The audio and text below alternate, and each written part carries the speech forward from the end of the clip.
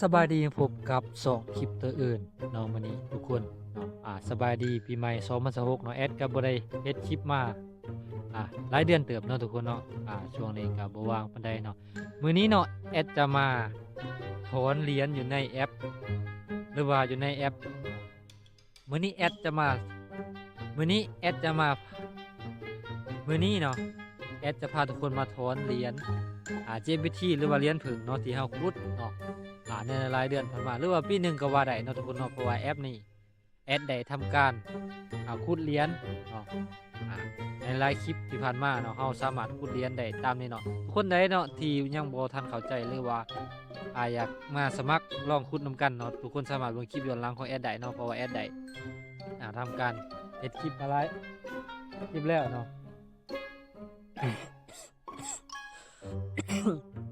นี่คือแอปหรือว่าเป็นเว็บเนาะส่วนใน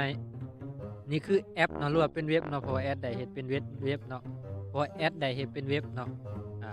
นี่คือเว็บเพิ่งเนาะที่แอดได้ขุดมาเนาะนี่เนาะทุกคนเนาะ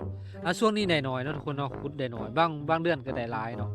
เฮาจะเบิ่งเนาะเฮาจะเบิ่งเหรียญอยู่ในกระเป๋าจำแท็กของเฮาเลยเนาะ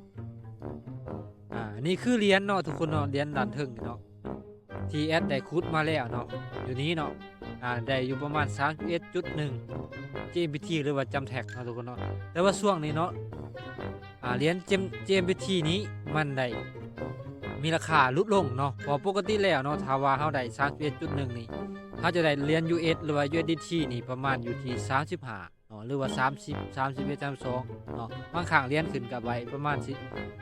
บางครั้งเหรียญขึ้นก็ได้ประมาณ40 USDT เนาะแต่ว่าช่วงนี้มันลงแต่บ่เป็นหยังนะทุกคนเนาะเฮาบ่จะเป็นต้องไปสวอปเนาะเวลาเฮาถอนเข้าไปเนาะเฮาถอนเข้าไปกระเป๋าเฮาเพียงแต่พอมันปะซื้อก็ได้เนาะเพราะเฮาจะฮู้ว่าในปี2026นี้เนาะมันยังสามารถถอนได้หรือบ่เนาะโอเคเฮาจะเริ่มโอเคเฮาจะเบิ่งการถอนเลยเนาะว่ามันสิถอนได้หรือบ่ทุกคนเนาะก่อนอื่นเฮาจะมากวดเบิ่งในกระเป๋ามิตรมาร์คของเฮาเนาะเพราะว่าแอดได้ผูกเพราะว่าแอดได้ผูกกระเป๋านี้เนาะใช้มิตรมาร์คเฮาเนาะ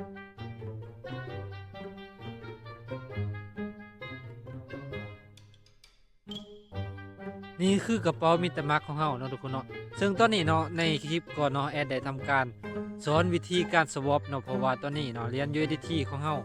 อยู่ที่2เหรียญเนาะทุกคนนี่เนาะ2เหรียญเนาะJPT หรือว่าแจมโชคเคนของเฮามี0เนาะโอเคเฮาจะเริ่มการถอนเลยเนาะเฮาจะเข้ามาที่กระเป๋าแจมแท็กของเฮาคือเก่าเนาะหลังจากนั้นเนาะทุกคนกดมาที่ด้านทึ่งนี่เนาะด้านทึ่งมอง earning นี้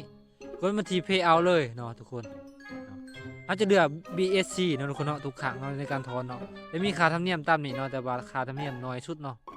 โอเคเขาจะกด Payout เลยเนาะตอนนี้อยู่ในขั้นตอนในการถอนเนาะเขาจะมาลุ้นกันเนาะทุกคนเนาะในปี2026นี่เหรียญของเขาจะเข้ากระเป๋าหรือบ่เนาะหรือว่าจะล่วงไปตามกาลเวลาเนาะโอเคตอนนี้เขาได้กดถอนแล้วเนาะเหรียญของเขาก็ยังบ่ทันได้ไปเถื่อนเนาะรอถามแป๊บนึงทุกคน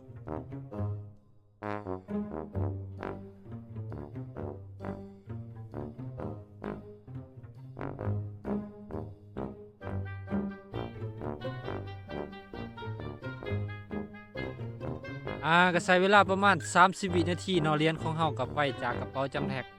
เป็นทีเฮาห้อยแล้วทุกคนเนาะคือตอนนี้เนาะเหรียญจำแท็กที่เฮาขุดจากเว็บเพิ่งมาเนาะยังเหลือ0เนาะเฮาจะมากวดในกระเป๋ามิตรมาร์คของเฮาเนาะว่าเหรียญจะไปหากระเป๋าเฮาหรือบ่เนาะ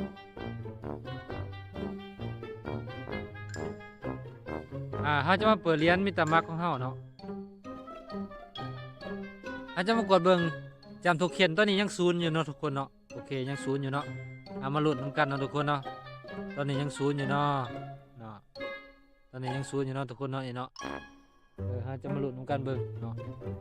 โอเคฮะลองออกจากกระเป๋าแล้วลองเข้าใหม่เนาะ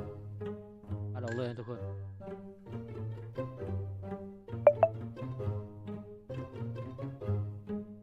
โอเคเนาะตอนนี้เนาะเหรียญก็ได้เข้ามาที่กระเป๋ามิตรมาร์คของเราเป็นที่ไว้แล้วถือว่าสุดยอดเหรียญเพิ่งเนาะทุกคนเนาะถือว่าสุดยอดในการเฮ็ดหรือว่าขุดเหรียญเพิ่งเนาะทุกคนเนาะขุดเหรียญเพิ่งหรือว่าแอดอาจจะเอิ้นว่าเลี้ยงเพิ่งอยู่ในแอปหรือว่าในโทรศัพท์ของเฮาเนาะเฮาสามารถไปในน้ำหมู่เนาะให้มาเลี้ยงนำกันเฮาจะได้ครับ ถือว่าสุดยอดเนาะทุกคนเนาะแอปเลี้ยงผึ้งนี่เนาะถือว่าในปี2026ก็สามารถถอนได้เป็นปกติเนาะแต่ว่าเหรียญตัวนี้มันอาจจะมีราคาลงเนาะทุกคนเนาะแต่ว่าบ่เป็นหยังเนาะเฮาจะปะอยู่นี่เนาะตราบใดที่เฮาบ่ทันสวอปเป็น USDT เนาะเหรียญของเฮาจะมีสิทธิ์ขึ้นหรือว่าลงตามกลไกของตลาดของเหรียญ GMT หรือว่า JAMTAG เนาะทุกคนเนาะถือว่าสุดยอดเนาะสำหรับอ่าการขุดเหรียญหรือว่าการเลี้ยงผึ้งเนาะทุกคนเนาะทุกคนใดเนาะต้องการที่จะสมัครเนาะแอดจะปะลิงก์ใต้คลิปนี้เลยเนาะหรือว่าเบิ่งวิธีสมัครวิธีผูกกระเป๋าต่างๆแอดได้เฮ็ดคลิปมาเรียบร้อยแล้วอยู่ในคลิปเก่าๆเนาะทุกคนเนาะทุกคนสามารถเลื่อนเบิ่งคลิปเก่าๆได้เนาะโอเคเนาะสำหรับคลิปนี้ก็จบเสน่ห์เนาะทุกคนเนาะเพื่อนๆคนใดถ้าว่าบ่เข้าใจสามารถคอมเมนต์ใต้คลิปนี้ได้เนาะก่อนจากกันไปขอคน1 ไลค์1 แชร์หรือว่า1 Subscribe เพื่อเป็นกำลังใจเนาะว่าแอดก็บ่เฮ็ดคลิปโดนเลยเนาะขอขอบใจ